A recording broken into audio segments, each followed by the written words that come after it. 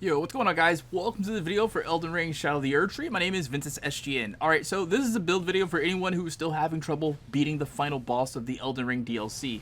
Call this a last resort build, if you will, because this will 100% make the boss fight as easy as it's going to get, because with this build, you don't have to worry about learning attack patterns. All you have to do is hit the boss until it dies, while tanking its hits and making it bleed with heavy attacks from a giant turkey leg.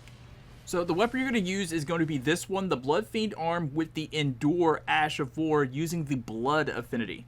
Be sure to max this weapon out to plus 25. Now if you don't have this weapon yet, you can get it from any Blood Fiend enemy. There is a large concentration of them at the Prospect Town. It's where I got 2 of them to drop. Try to get your Blood Loss build-up rating as high as possible. Arcane governs the stat, and it's further increased by maxing out your weapon. Okay, so let's go over the stats. Mine are kind of Mickey Mouse because my character is literally level 264 at the moment, but for this build, I'd say you want your Vigor to be your highest stat, and if need be, don't be afraid, go ahead and use Morgoth's Great Rune, which greatly raises your maximum HP. Your Mind doesn't have to be too high at all. I'd say 30 is a safe number. You're going to want a really good endurance so that your green bar doesn't get used up super fast. 50 to 55 I'd say would be safe. Strength you'll want to have pretty high as well, because this is essentially a strength arcane build.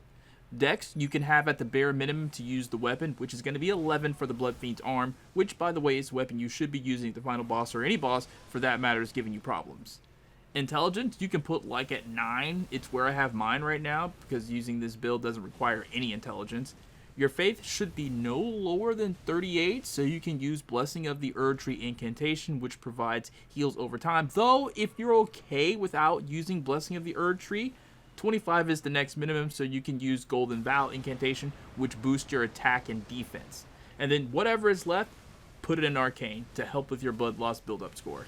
When it comes to your armor, make sure to wear something that adds to your poise and damage negation. I personally go with the Beast Champion armor set because it's light enough that I can dodge if I need to. And for headgear, use the white mask because it raises your power when blood loss is in the vicinity. The Talisman combination that I use, which seems to be a one set fits all with this specific build, is going to be the Axe Talisman to increase charged attacks, the Two-Handed Sword Talisman to increase attacks with two-handed weapons, and then there's going to be the Lord of Blood's Exaltation to increase attack power when there's blood loss in the vicinity, and finally the Dragon Crest Talisman to boost damage negation. For your mixed Wondrous Physique, use the Opaline Hard tier and the Opaline Bubble tier. They both raise damage negation, so you can take a few hits and not get seriously injured. For your incantations, use Flame Grant Me Strength to raise your physical attack power, and Golden Vow to raise your attack power even more, as well as raising your defense. I like using Blessing of the Erdtree for the healing over time, though the healing is very minimal, every little bit does help. Also, allocate your flask if need be to have more HP restoring flask than FP, because you're not going to be using a lot of FP with this build. Using the buff skills at the start of the fight and then using the Endure skill on the Blood Fiend arm to tank a hit so you can use a fully charged heavy attack without being interrupted is pretty much all the FP you're going to use with this build. Endure only costs 9 FP to use.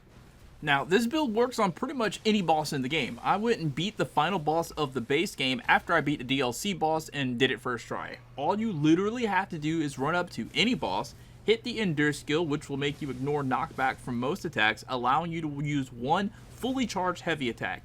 Do this 2 to 3 times on any boss and they're going to be staggered, especially if you're running the bleed build and the blood loss attack power raising equipment. Alright, and that's it. That's the build. Try it out and let me know how it goes. If you have any questions, just drop them down in the comments and I'll be happy to answer them. My name is Ventus SGN. Thank you guys so much for watching, and I'll catch you next time. Peace out.